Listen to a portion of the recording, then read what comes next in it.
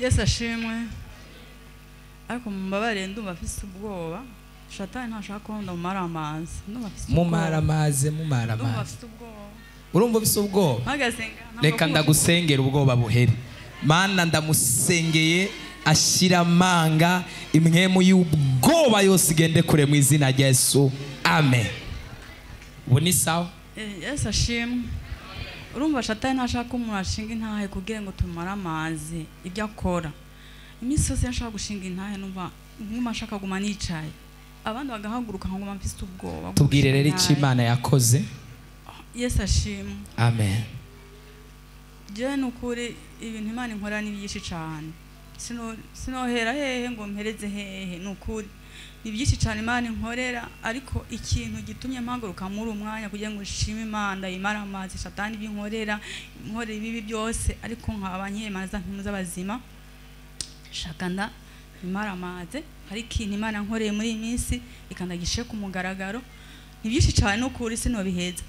Ariko muri iyi minsi nyene muri ku kwezi nyene uku turimwo urugo rwanye rwaratewe n'ibitero ibikoko kwiragira mu rugo urugo rwose inzu hose ubunyegeri usurira bashino kuri ko Imana ndategwa mu nzu gushika no kwirova aho umuntu akaraba ndahaza ndabibwira abasenzi hanyuma aho ndyama heje ku mutwe naho ndamiza ku maguru umva bigatoranya aho ndyama je ku giti kiwanje hanyuma ubunyegeri buragenda buriyegeranya aho nkika urubavu buragira ikintu cy'ikigunde buriyegeranya babwishi ahantu ndyama aho nkaguma amazi imisi ikintu kiguma kincumita mu rubavu ikintu kiguma kincumita mu rubavu ndazi ndabitekereza abakozi b'Imana mu rugo haruziye ibikoko mu nzu bisurira ibiki ubunyegeri buruzuye mu nzu gena nzi ubunyegeri ko buza ahantu umuntu hasize icayi hari sukari ibintu by'amavuta none ubunyegeri uca buza ahantu hose mu nzu kweri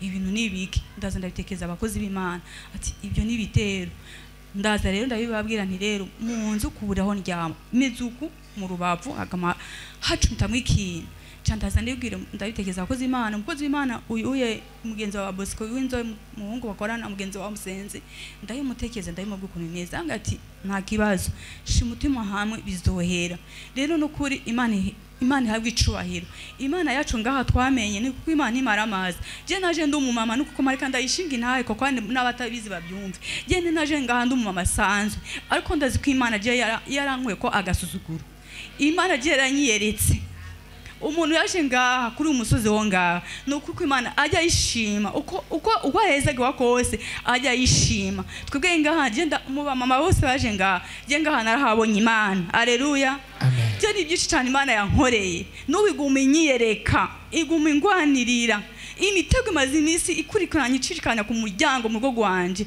ariko Imana ikanyereka Imana ikangwanirira ibyo byose ndabikesha igicano cya repentance ngaha alleluya amen narahabonye Imana yatoranyije umukozi w'Imana wacu ikamushanga akamushinga watwo umutwe wacu kwitwebwe Imana iguma imuzigama amavuta Imana yamuhaye iguma imuduza twebwe ndazi yuko ngaha benshi twaye kubera igicano cyo ngaha genda umumama n'abandi mu bibazo iyo hatabishengero Imana arapfuye kera Imana yumve ko ndayishima n'abakozi b'Imana Imana yatoranyije baturi imbere yacu Imana iguma ibaduza alleluya Imana yumve ko ndashima Imana Shatani yumve ko amaramara yashize ku umusozi wo ngaha tuguma duhungira ko Imana ikadutabara genda umumama Imana itabara ndi umumama Imana inyiyereka reka nishime kuko Imana arayibonye yo ngaha haleluya ni byinshi cyane Imana inkorera irangwanira mu ngwano irangwanira muri byinshi Imana iranyiyereka nuko Imana mu bintu bitandukanye Imana yo ngaha je iranyiyereka reka ndabivuge bene data umuntu wese azi ko atarayibona natenye nyagume ati hamwe atekereze azoyibona kandi noneho murayibona ntago mwoza ngaha mutayimaze kuyumva je iranyiyereka irangwanira mu bana irangwanira muri byose mu ntambara zitandukanye iranyiyereka mu bibi iranyiyereka mu byiza sinoyereka kuyishima alleluya Imana umwaka uheze Imana yavuze ko igiye kutwagura irindi shengero tugiye kwimuka. Umukozi w'Imana wacu Imana imaze kumuhereza igicaniro kindi ayimutse, amaze kwimuka avuye ngaha yatangaje ahagaze ngaha ati abantu bose bari ngaha Imana iranyaguriye impaye irindi shengero ndagutse, namwe mugiye kwaguka. Ndazi ko muri iyi minsi ndazi nze kugaruka kuza kushima nanone tena. Imana yumve yuko ndayishimiye. Haleluya. Abantu bose bari ngaha mu bakera bose bumva ko ikintu Mungu yakivuge ngaha ko hariho bazodugirizwa. Aleluya.